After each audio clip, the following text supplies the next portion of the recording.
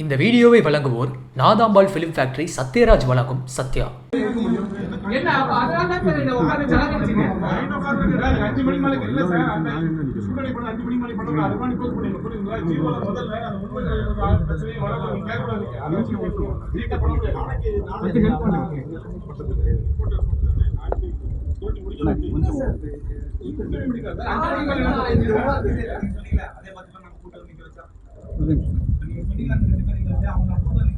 Sir, I have CCTV footage of கைது போட்டு CCTV footage இருக்கு.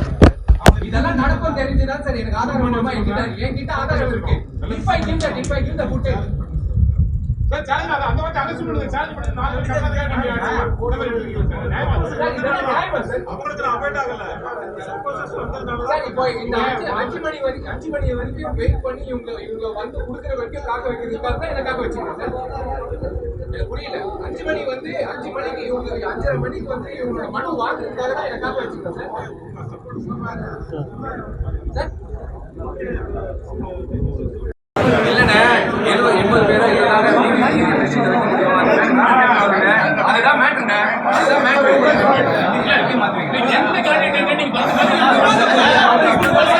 ஆர்கே நகர் இடைத்தேர்தல் தான் இப்போ பரபரப்பாக பேச போகிற ஒரு விஷயமா இருக்குது. இந்த காலகட்டத்தில் யாருமே எதிர்பார்க்காத ஒரு சமயத்தில் தான் விஷால் அவர்கள் வந்து ஆர்கே நகர் இடைத்தேர்தலில் சுயேட்சையாக போட்டிடுறேன் அப்படிங்கிற ஒரு விஷயம் சொல்லியிருந்தாங்க. வேட்புமனு தாக்கல் பண்ணியிருந்தாங்க. அப்படியே ஜெயதீபா அவர்களும் வந்து சுயேட்சையாக போட்டிடுறேன் அப்படின்னு சொல்லியிருந்தாங்க. திமுக சார்பாக அதிமுக சார்பாகவும் 2 கேண்டிடேட் நிற்கிறாங்க.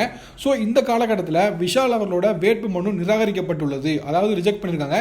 என்ன காரணம்னு பார்க்கும்போது விஷால் அவர்கள் வந்து முன்மொழிஞ்சிருப்பாங்க அல்லவா, விஷால் அவர்களில் முன்மொழிஞ்ச 2 பேர் அவங்களோட பேர் வந்து தப்பாக இருக்குது அப்படிங்கிற காரணத்தினால அவங்களோட வேட்புமனு வந்து நிராகரிக்கப்பட்டிருக்கு அப்படிங்கிற விஷயம் போயிட்டு இருக்குது. தவறாக குறிப்பிடப்பட்டிருக்கு அப்படின்னா என்ன சொல்றாங்க அப்படின்னா, வேட்புமனுல 2 பேர் வந்து முன்மொழிறாங்க அப்படிங்கிற 2 பேர் இருக்குல்ல, அது வந்து தவறா இருக்கு அப்படிங்கறதான் சொல்லியிருக்காங்க.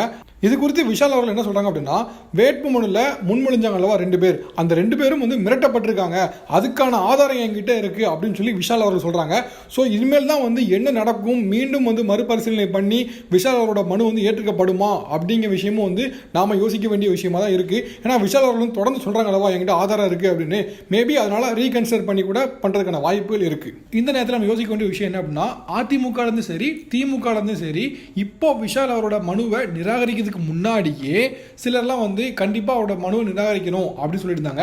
ஏன் அப்படின்னா, அவர் சொன்ன சொத்து விவரங்கள் அல்லது வசிக்கிறேன் இந்த இடத்துல இருக்கிறேன் அப்படின்னு சொன்ன விவரங்கள்லாம் தவறா இருக்கு அப்படின்னு சொல்லி திமுக இருந்தும் அதிமுக இருந்தும் ஆல்ரெடி சொல்லிக்கிட்டே இருந்தாங்க. இப்போ எலெக்ஷன் கமிஷன்ல இருந்தே பார்க்கும்போது இதை நிராகரிச்சிருக்காங்க. அதே போல ஜெயதீபா அவர்களோட நாமினேஷன் ஃபார்மையும் வந்து ரிஜெக்ட் பண்ணியிருக்காங்க. அதுக்கு அவங்க சொன்ன காரணம் என்னன்னு பார்க்கும்போது 26 நம்பர் ஃபார்ம் வந்து ஜெயதீபா அவர்கள் வந்து ஃபில் பண்ணாம விட்டுட்டாங்க அப்படின்னு சொல்லியிருக்காங்க. 26 நம்பர் ஃபார்ம்ல என்ன இருக்கும் அப்படின்னா, சொத்து விவரங்கள் பத்தி 26 நம்பர் ஃபார்ம்ல தான் இருக்கும், அதை வந்து ஃபில் பண்ணாம விட்டுட்டாங்க அப்படிங்கிற ஒரு விஷயத்தினால தான் வந்து வேட்புமனு நிராகரிக்கப்பட்டுள்ளது அப்படின்னு சொல்றாங்க. ஸோ பெரிதும் எதிர்பார்க்கப்பட்ட 2 சுயேட்சை வேட்பாளர்கள் ஜெயதீபா அவர்கள், விஷால் அவர்கள், ஸோ 2 பேருமே வந்து இப்போ இல்லை அப்படிங்கிற செய்தி தான் இப்போ வந்துட்டு இருக்குது. ஸோ இந்த நேரத்தில் முக்கியமான கண்டஸ்டன்ஸ் அப்படின்னு பார்க்கும்போது டிஎம்கேலேருந்து மருது கணேஷ் அவர்களும், ஏஐடிஎம்கேலேருந்து மதுசூதன் அவர்களும் அண்ட் டிடிவி தினகரன் அவர்களும், அப்படியே நாம் தமிழர் கட்சியிலிருந்து கலைக்கூட்டுதயம் அவர்களும் தான் இருக்காங்க. ஸோ இவங்களுக்கு நடுவில் தான் போட்டி இருக்கு அப்படின்னு பெரும் எதிர்பார்க்கப்படுது. மேலும் வேறு சிலர் வந்து வரலாம். இந்த 4 பேர் தவிர்த்து சுயேட்சை வேட்பாளர்கள் நிறைய பேர் நிற்கிறாங்க, அவங்களும் கூட ஜெயிக்கான வாய்ப்புகள் அதிகமாக இருக்கு. ஸோ இந்த ஆர்கே நகரில் யாருக்கு வெற்றி வாய்ப்பு இருக்கு அப்படின்னு நீங்க நினைக்கிறீங்களோ அவங்க பேரை கீழே கமெண்ட்ல சொல்லுங்க. உங்கள் ஃபோனை கையில் எடுத்து யூடியூப் ஆப் ஓப்பன் பண்ணுங்கள், பிஎன்எஸ் டிவின்னு சர்ச் பண்ணுங்கள். பிஎன்எஸ் டிவின்ற எங்களுடைய சேனல் பேஜ் வரும்.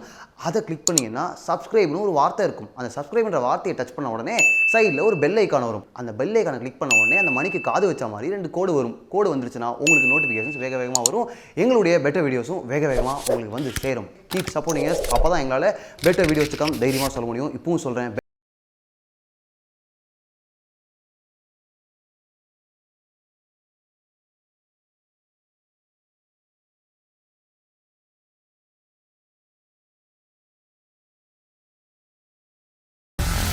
இந்த வீடியோவை வழங்கியோர் நாதாம்பாள் ஃபிலிம் ஃபேக்டரி, சத்யராஜ் வழங்கும் சத்யா.